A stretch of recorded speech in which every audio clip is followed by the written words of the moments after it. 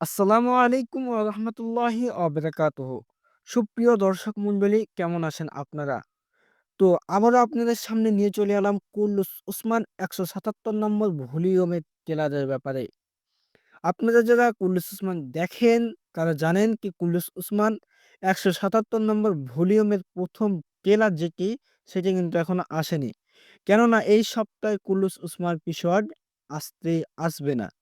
কেননা সামনে আপনার আসছে ১লা জানুয়ারি, মানে সালের শেষ দিন। তারা পিকনিক-টিকনিক করবে, পরিবারের সাথে টাইম দিবে। কিন্তু ভলিউম এখন শুটিং চলবে না। এ সপ্তাহে কুল্লুস ওসমান ভলিউম আসবে না। তো কুল্লুস ওসমান ১৭৭ নম্বর ভলিউমে কি হতে চাচ্ছে? বালা খাতুন কি মারা যাবে? উসমান বেকে কি পাকড়াও করে তারা মেরে ফেলবে? চলুন আমরা বিস্তারিত জেনে নিই। তো ১৭৬ নম্বর ভলিউমে শেষে আমরা দেখতে পেয়েছি উসমান বেকে কিন্তু মঙ্গলরা ধরে নিয়েছে।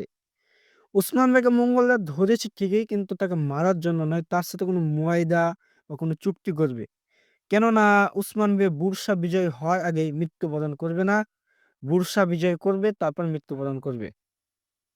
আর আমরা যেখানে দেখতে পাই ওরহান বেকে তারা ধরে তার হাতে কিল বা পেরেক মেরে দিয়েছে। ওরহান বেও কিন্তু মারা যাবে না। তাদের সবাইকে কেউ এসে বাঁচিয়ে নেবে। কিন্তু এখন অনেকেই ট্রেলারে বলছে কি তুর্গুট বে ফিরে আসবে। কিন্তু এটা মিথ্যা কথা। তুর্গুট বে আর কোনোদিন ফিরে আসবে না। আসলেও সেটি পরে আপনারা জেনে নিবেন। আর এইখানে আমরা দেখতে পাই কি কাবিলার অবস্থা খুব খারাপ হয়ে গেছে। কেননা কুয়াতে বিষ দিয়ে দিয়েছে। এর কিন্তু বিষের যেই ঔষধ লাগবে সেটি কিন্তু ওরহান আলাউদ্দিন বের করে নিবে।